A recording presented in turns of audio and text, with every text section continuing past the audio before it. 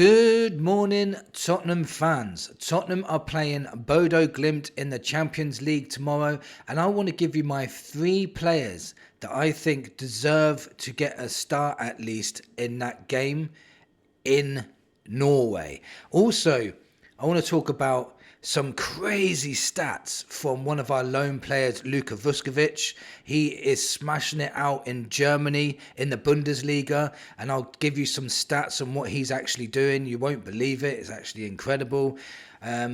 Also want to talk about the curious case of Mawani. What the hell's going on with him? He's had the longest dead leg I've ever known in my whole life. We've got another player now having minor surgery. I'll tell you who that is in the video too. And yeah, let's just get into it. If you're new here, please hit that subscribe button. Really helps this channel grow. So close to 3,000 subscribers now. My dream, long dream, is to get to 20,000 subscribers. If I could ever get that close, I wouldn't even believe it if it happened. Thank you to everybody that supported this channel so far. Let's get into this right now. So let's start off by talking about the Bodo Glimt game, because for me, remember we played them last season and everyone said it's Bodo Glimt. I think it was the semi-finals, wasn't it? Semi-finals of the Europa League last season, and everyone said, oh, it's easy. You're not going to play a Bodo Glimt in the Champions League if you play Champions League football. Well, guess what? We're playing Bodo Glimt in the Champions League away in Norway again. And the last time when I did a prediction for this game and I spoke about what our strengths are and what their strengths were, and I came out with Spurs should win this comfortably, I got a lot of stick by Norwegian fans saying that I was disrespecting them and saying that, you know, they're not as bad as everyone thinks. And Spurs won comfortably 5-1, and I didn't hear from none of them again. So I'm going to go with a similar prediction. I think with Thomas Frank at the helm as well, his style of play will really nullify Bodo Glimt, in my opinion. I really do think that we will go into the game playing counter-attacking football against them because they're at home on a plastic pitch. They're used to it. Apparently as well, I think they're midway through their season, so they're going to be super fit, super up for this game. Their fans are always brilliant. They were brilliant last time we went there. Very friendly fans as well. So it's a good game for Spurs in the aspect of playing Bodo Glimt. If we get a victory and another clean sheet, look at that for your start of your Champions League campaign. 2 wins and 2 clean sheets. That's what I would be aiming for. So my prediction for the game would be, I'm going to say 2 or 3-0 to Spurs. I'm going to go for 2-0 to Spurs in this game. Bodo Glimt are more than capable of scoring against us, but I'm just going to go for the clean sheet, considering we got a clean sheet against them last season with Ange Postecoglou. We've got a much more pragmatic manager now, so I'm assuming we'll keep a clean sheet in this game. So the 3 players I think that deserve a chance. The first one is Anton Kinkski. And the reason being is Vicario's not been in the best form lately. Kinkski has played 1 game, kept a clean sheet, and played pretty well, to be honest. His distribution is very, very good.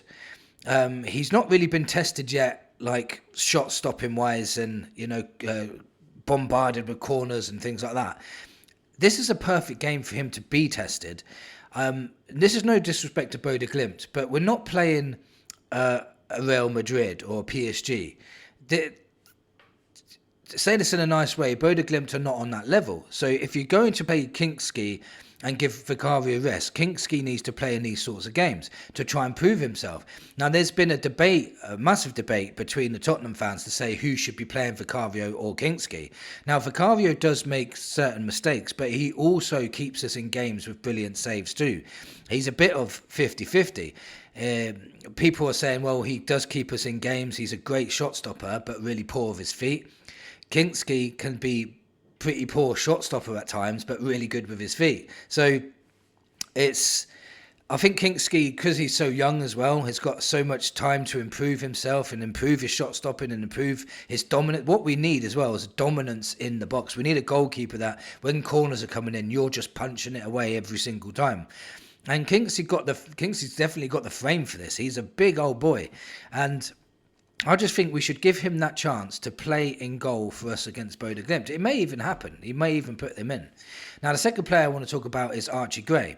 Now, I've seen him play twice this season. He's had 2 starts, one against Burnley and one against Doncaster. Now, you can argue that both of those teams are not the highest calibre of teams, but Archie Gray was brilliant in both those games. He dominated the midfield. He was so good on the ball, and I've noticed that his strength is vastly improved.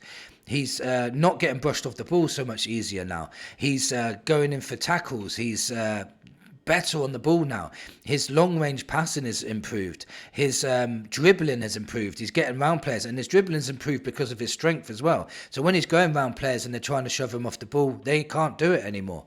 So Gray, for me, deserves a chance to play in this game against Bodo Glimt. Now, a lot of people saying Papa Sarr should play because he hasn't played a lot of games, but I think we should save Papa Sarr for the Leeds game and play Gray in this game.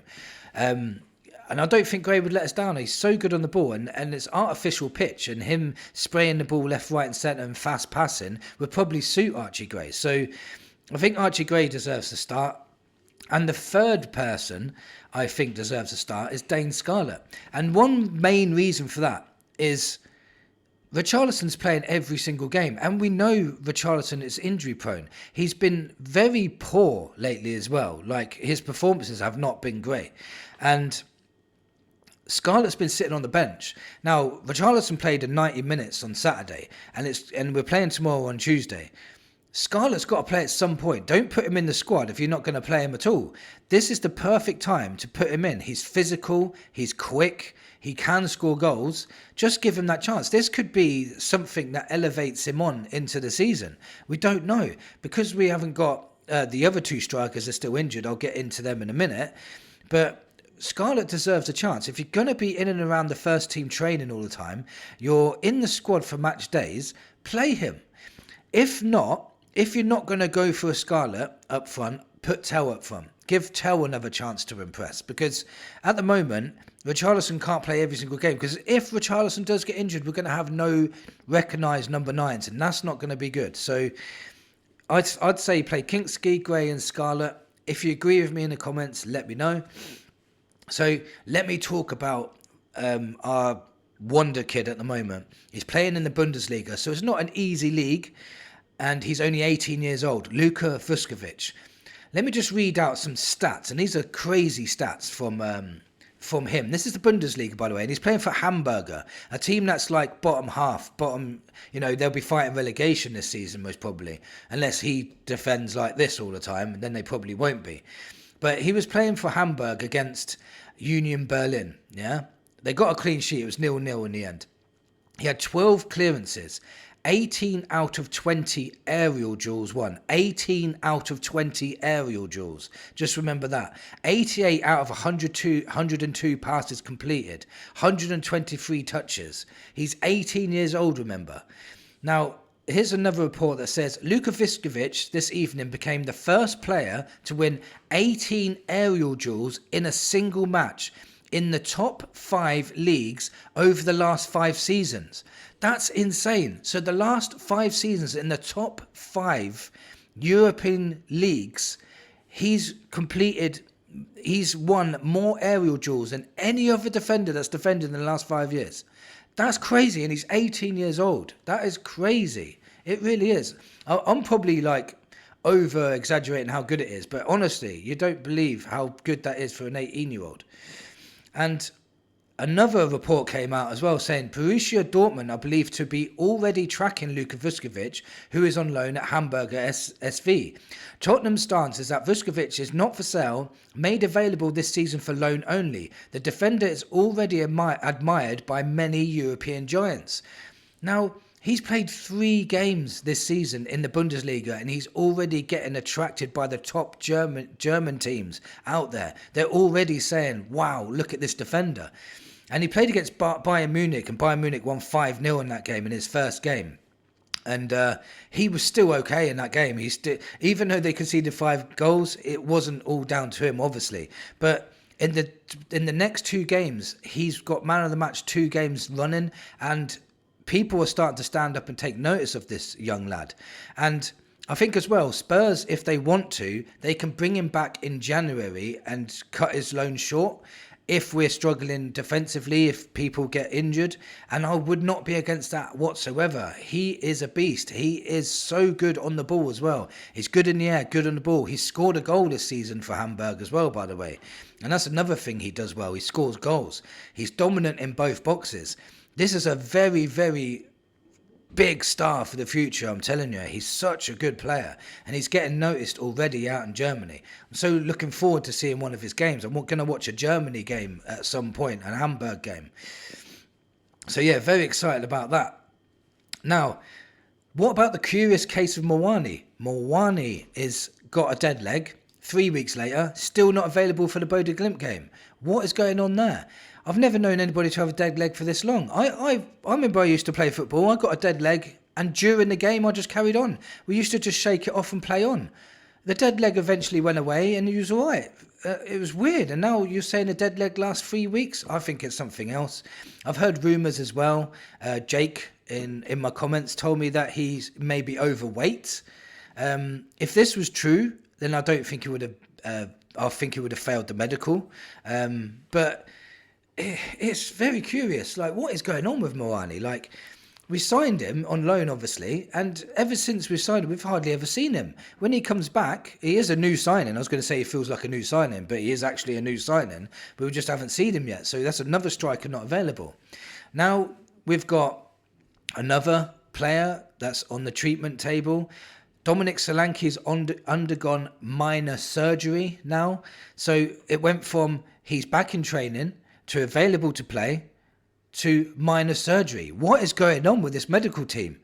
How could you not notice that he needed surgery? That's crazy to me. Like, he's there, he's available to play apparently, but when he did do his training, apparently he still felt pain. And you couldn't scan that and say, well, maybe we should scan your ankle, see if there's a problem. Now he had minor surgery, so there was a massive problem. Oh, it's crazy to me. So Solanke and Mawani both out again, so they won't be playing against Bodo Glimt. Good news is Takai is back in training, so that 6 foot, I think 6'4" Japanese international Takai is going to be available, but not for Champions League because he's not in the squad. So he's back in training, but hopefully we might see a bit more of him. I would say in the Premier League, but we probably won't.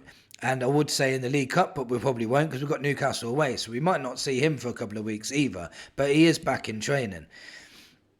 And then, yeah, that's it. So we're playing Bodo Glimt. We've got same players injured. 3 players I really want us to trial out. I want Kingsley Gray and Scarlett to have a go. Maybe even Tell. I'd like to see an Odebert at some point as well. Let me know in the comments what you think of the game. What's your score prediction? What do you think of Luca Vuskovic at the moment? Because his stats are absolutely crazy. And give me your score predictions in the comments below. Thank you for watching, and come on, you Spurs.